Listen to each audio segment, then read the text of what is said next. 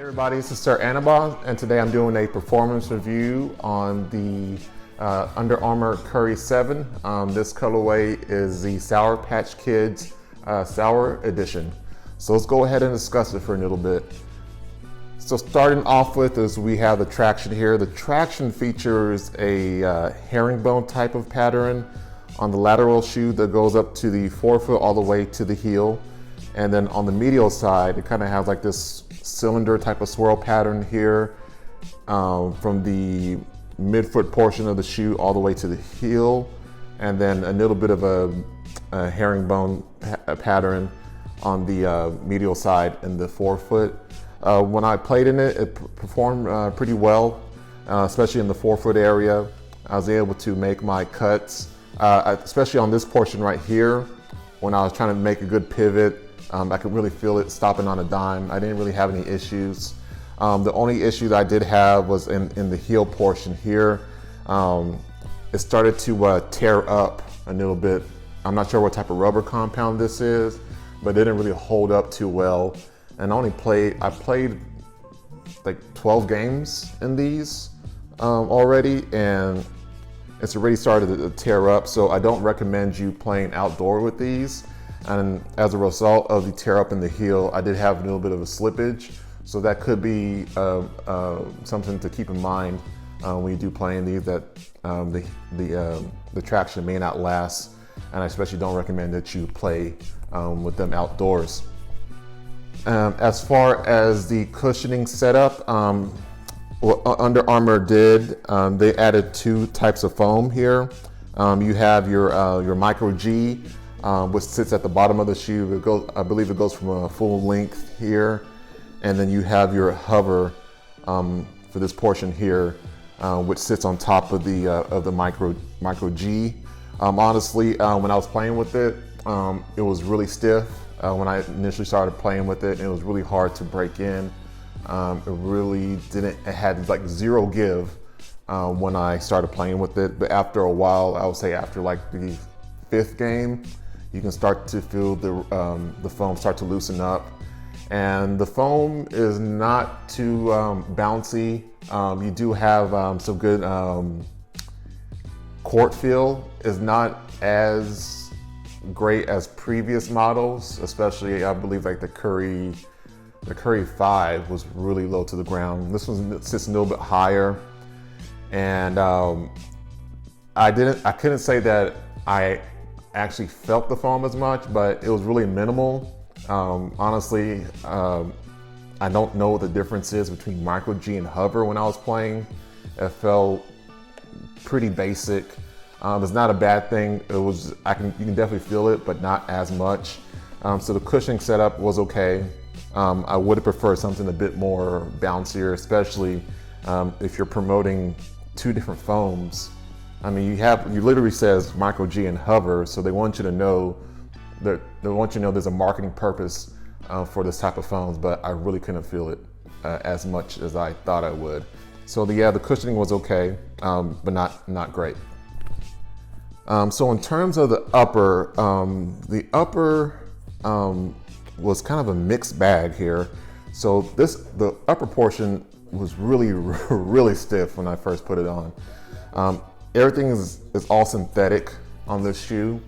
So the sneaker industry switched to synthetics. I want to say 07, 08. So it's been over about 12 years since basketball shoes have been predominantly synthetic based. And at that time in 2007 and 08, it was really stiff. So they were still working on their different compounds on how to make it a bit softer. They wanted to switch away from leather, number one, to reduce costs, and number one, just to be as form-fitting as possible when a player puts on the shoe. So as of 2019, many other basketball shoes are really, as soon as you put them on, they're really form-fitting out the gate. These, however, feel like they were made in 2008. They were really stiff. And even after breaking it in, I want to say the 10th game I played in these, they finally broke in.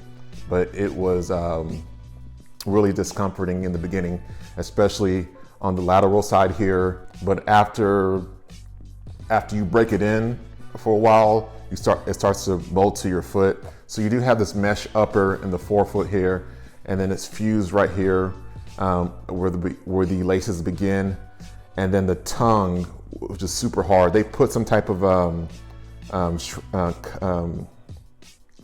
covering on top of the tongue that made it really hard, but it broke in after a while. And then also here, the mid portion of the shoe, especially on the lateral side, it's another type of, it's supposed to be mesh, and they put some type of covering on top of the mesh. Like I said, it was really hard to break in, but after a while, when it did break in, it felt comfortable. But I guess I'm just accustomed to other brands out there, especially in 2018, 2019. Like maybe after the first or second wear, bam, you're ready to go. This was a work in progress. Other than that, it was really supportive. So you do have this torsional plate on the inside. It was hurting me at first on the lateral side, but then you can actually feel the support. So I definitely give props to the support portion of the shoe. And then you also have an internal heel counter that's really stiff, but it gives you good support as well. In terms of comfortability, it was kind of a hit or miss. So just kind of keep that in mind. And then also the padding around the collar was really felt comfortable, and it was really easy to slip in. Especially you have this this pull tab here on the back of the shoe. It was really easy to slip in. In terms of fit, they fit true to size, and that's one thing I really did like. You had enough room in the forefoot, and it wasn't too narrow in the midfoot of the shoe. So overall, in terms of fit, it was good. In terms of the materials, not so much. So in closing, the Under Armour Curry 7, I had mixed feelings about it. The traction was good for the most part in the forefoot. The heels kind of slippage because the rubber started to tear away after use. The foam was okay, nothing too special. Even though they said it has 2 different types of foam. They felt all the same. They felt the same to me. I didn't know which one was Hover or which one was Micro G. Maybe somebody in the comments can educate me. What's the really main difference between Hover and Micro G, because they felt the same. In terms of the upper took a while for me to break in. I think after the 10th game, I finally felt comfortable in them, and they start to mold to your foot. But I am accustomed to something a bit more molded to my foot after the first or second game. And then the fit, the support was excellent, no problems about that. And it does feel true to size. Also the heel to toe transition, it's excellent, no issues there. You can do all the types of moves that you're accustomed to. If you want to do the post up, if you want to do a crossover, even if you know how to do Euro step or the Sham God, you can definitely do it in the shoe. These shoes retail for $140, which is kind of pricier compared to the other basketball shoes out on the market.